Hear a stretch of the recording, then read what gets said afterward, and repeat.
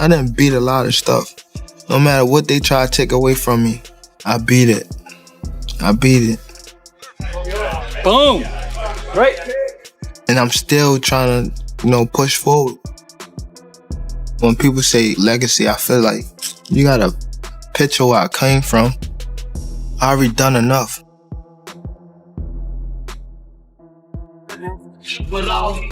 The mega fight, that dance with destiny, is nearly at hand. And with both superstars in the fine-tuning stage, secrecy is crucial. That's why Davis made sparring the most important element of any camp, off limits to cameras. But his team's visible confidence hints at his readiness. Hey, you having fun, ain't you? We're now just 2 weeks away from the Jake Paul versus Gervonta Tank Davis showdown, and the atmosphere is starting to shift. With every new training clip, every rumored sparring report, and each photo emerging from Davis's camp, the anticipation is building fast. This fight is turning into a full-blown storm of hype and intensity.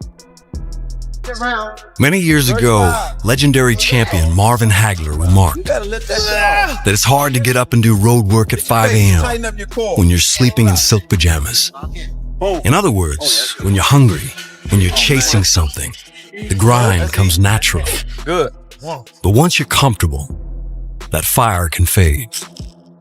Unless it was never about comfort in the first place. He looks absolutely huge. The lean frame from his lighter days is gone. Now he carries himself with that unmistakable fight-week confidence, broad-shouldered and powerful, like a tank ready for battle.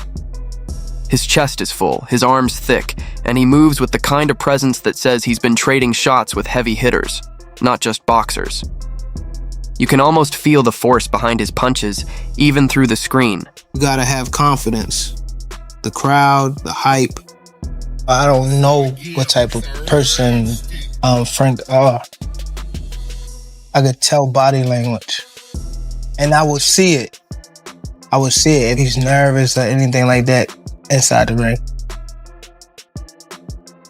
If it do play a big part, I take advantage of it. But here's where most people are getting it wrong. Don't confuse Tank's added size with a loss of speed. We've seen this narrative before. Remember when Terrence Crawford moved up in weight? Critics said the same thing.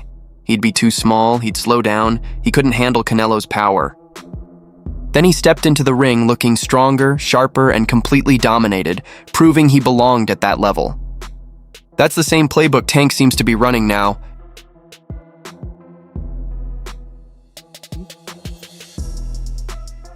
I don't want to lose. I hate losing. I know Tank hate losing. Lamont damn sure don't want to lose, so it's gonna make for a good fight, man. And just when everyone's focused on Tank's intense training camp and his massive bulk up, boom, David Benavidez steps in with his trademark cool, heavyweight logic that still lands harder than a left hook. He basically says, I respect Tank for chasing the payday, but I just want to see him in there with guys like Shakur or Haney, the real elite. And honestly, it's hard to disagree. Fans have been waiting for those legacy-defining matchups the same way people wait for a long-promised trilogy that never seems to arrive. Remember, you need a performance of your life. The whole world will be watching this like, Hold on, yeah. Big stage, record audience, millions watching. For Tank, this is nothing new. But it's not exactly the same either, because he's never had such a treacherous opponent to prepare for. It's not just about getting bigger. It's about building smart, functional strength. Gervonta isn't preparing to outrun Jake Paul. He's preparing to overpower him. Every added pound looks deliberate, every movement still crisp and explosive. With 2 weeks to go, the statement is clear. Tank isn't adapting to Jake's size. He's weaponizing it, turning that extra muscle into the force behind his next highlight reel finish. I just want to see Tank fight Shakur Stevens, Devin Haney, all the fights, man. Like, you know what I mean? I think it's Tank, you know, as a world champion first, you should give us those fights. Because those are the fights I want to see, not taking anything away from the fight with Jake Paul. I know it's going to be a big fight with big money. But Benavidez also slipped in a subtle truth. He gets that these big money matchups are smart business moves, even if they don't fit the purists' idea of real boxing. He basically voiced what everyone's thinking.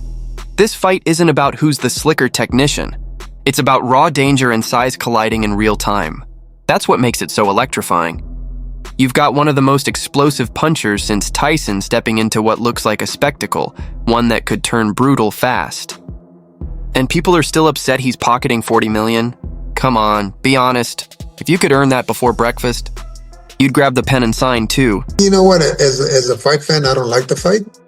But as a coach, I think it's a good move for Tank Davis. I mean, I think I've seen too many kids go out of this sport with not a cent in their pocket. And I think that if Tank Davis takes advantage of a big payday like that, I think it's a ridiculous fight as far as a fight fan. But as a coach, I understand it. You have to take care of your own. And he's not wrong. Boxing history is packed with champions who earned belts but ended up broke. That's why Tank chasing a massive payday with Jake Paul isn't running from the challenge. It's playing the game smart. In this sport, the best fighters aim for 2 knockouts, one in the ring and one in their bank account. Then Abel hit everyone with that classic coach mentality. To him, Jake Paul isn't a real threat. He talked about it like Jake's just another YouTuber trying out for gym class. You could practically hear his tone. Sure, Jake's got the size, but Tank's been dealing with bigger guys his whole life. It's not competitive to the point where it's not really about the skill. It's about the size and the skill. You know what I mean? Because Tank is way smaller than Jake Paul, but we know that if he lands a good shot, it could be over for Tank. But also, in my opinion, Jake Paul is so big that if he lands the right shot, maybe if he lands in the back of the head or in the side of the head, it might be over. And just as Benavidez wrapped up his take on money versus legacy, Abel Sanchez stepped in like the voice of old school reality, ready to cool things down with a dose of truth. He didn't sugarcoat a thing. Sanchez flat out said, "As a fan, I don't love the matchup. But as a coach, take the payday, kid." That's brutal honesty, and honestly, it's hard not to respect it. He wasn't talking about building a legacy. He was talking about surviving the grind. His message to Tank was simple. If you're going to make your living throwing punches, make sure those punches are paying for your future. In the street, that's who he was fighting. He was fighting bigger guys than him. He was always a smaller guy. So he knows how to fight those big guys. He knows how to duck up underneath and throw those looping shots because that's who he fought in the street. At least that's my opinion anyway. He's always been the little guy, and I'm sure that in the streets he wasn't a choir boy. I'm sure that he had his moments, and everybody was bigger than him. So he knows how to take care of himself. I don't think Jake Paul is a threat to him. The way Abel broke it down was classic, talking about head movement, looping shots, that raw street fighter instinct that separates brawlers from boxers. It was like poetic violence wrapped in veteran wisdom. The highlight came when he cracked a joke comparing Jake to someone who might land a lucky punch only if the universe flipped upside down. Pure old-school boxing humor at its best, Abel managed to give Tank his respect while throwing a playful jab at the whole spectacle. And honestly, he's not wrong, because deep down everyone knows that if Tank lands clean, that 50-pound gap won't mean a thing. Jake's next post-fight update might just be coming straight from Dreamland. But the fact that Gervonta, I believe he spars people that are much heavier than him. And that upper.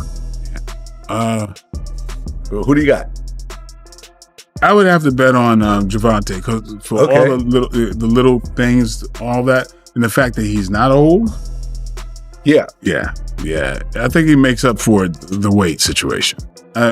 I don't know if a guy that size is going to be fast enough to catch Gervonta clean. True. Yeah. But Gervonta might catch him. Oh, he is going to catch him. Michael nailed it. Fight IQ isn't something you can fake. Jake might bring that YouTube power, but Tank carries generational precision, the kind that finds its target no matter the weight difference. And you've got to appreciate how Michael framed it. Jake's fighting a real-world champion this time. It was his smooth, polite way of reminding everyone that boxing isn't some side mission for influencers chasing content. Then he dropped another gem, joking that at this rate people will be fighting bears next. And honestly, he's not wrong. The sport's drifting into circus territory, but Tank's about to deliver a brutal reminder of what real fighting looks like. You can bulk up, slim down, or pray to the algorithm all you want. When that left hand lands, it's not going to feel like clout. It's going to feel like consequence or interview 10. And just when you thought Michael Jai White's commentary was the week's biggest moment, boxing decided to go full Hollywood reboot. Yep, Floyd Mayweather vs. Manny Pacquiao 2 is reportedly on the way. Like, seriously? Are we really doing this again in 2026, probably streaming on Netflix? You can almost picture Dana White tossing his headset in disbelief. Floyd's nearing 50. Manny's had more retirements than Tom Brady, and yet somehow, the sport is ready to hit replay like it's 2015 all over again. It's crazy, but you can't deny it feels legendary. Boxing's been searching for a jolt, and who better to revive that spark than two icons who shaped an entire generation of the sport? If Netflix wanted to break the internet, this is the blueprint. Nostalgia, money, and a storyline that practically writes itself. You know, like, you're a bigger guy, you could take punches from a smaller guy, you know? Your grandma had a mustache? That's not really your grandma. Yeah. If Tank connects with the right hand, he's putting him out. Yeah. Just like he did Garcia. I think that's what a lot of people like are thinking, but again, it's on the up and up. Yeah. So I keep saying, no, it's on the up and up. I hope it is. Right after Abel Sanchez dropped his dose of boxing reality, Michael Jai White slid in like the smooth, fight-savvy philosopher he is. He studied the betting lines the way a director studies a script. Jake Paul sitting at plus 136, Tank Davis at 175. And he didn't hesitate. "Tank's the guy," he said, calm and confident like it was already written. And really, can you blame him? This matchup isn't just about size versus skill. It's social media strength meeting world-class precision. If it wasn't Gervonta Davis, it was somebody else in that weight category, It'd be ridiculous. yeah, it'd be ridiculous. But Gervonta, I mean, his technique-wise and heart-wise, that makes it interesting. Like, again, kudos goes to Jake Paul because it kind of worked its way up, even though the guy is so much smaller. Because this fight isn't just about who wins, it's about who still deserves to stand under those lights after all these years. And let's be honest, you're watching it, I'm watching it, everyone's watching it. This isn't just a boxing match anymore. It's nostalgia dressed in legacy, wrapped inside a billion-dollar production. Yeah, they're older now, but tell me you wouldn't tune in just to see who's aged better, the businessman or the senator. Floyd's defense might still be slick enough to dodge tax season, and Manny might throw a combination fast enough to reboot his political career mid-fight.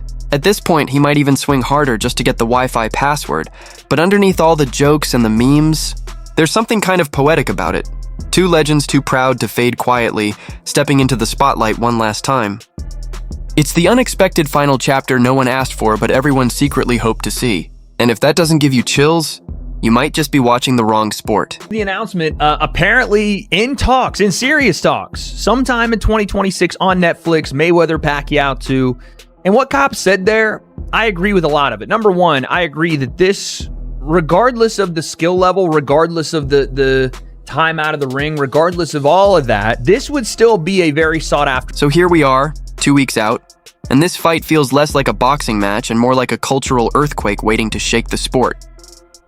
You've got Gervonta Tank Davis, a compact powerhouse wound tight like a spring of dynamite, squaring off against Jake Paul, the internet mogul who somehow turned viral fame into a legitimate boxing career.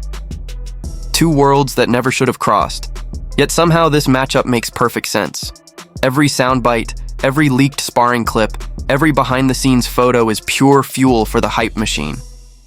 And with voices like David Benavidez, Abel Sanchez, and Michael Jai White all weighing in, you can tell this isn't just talk.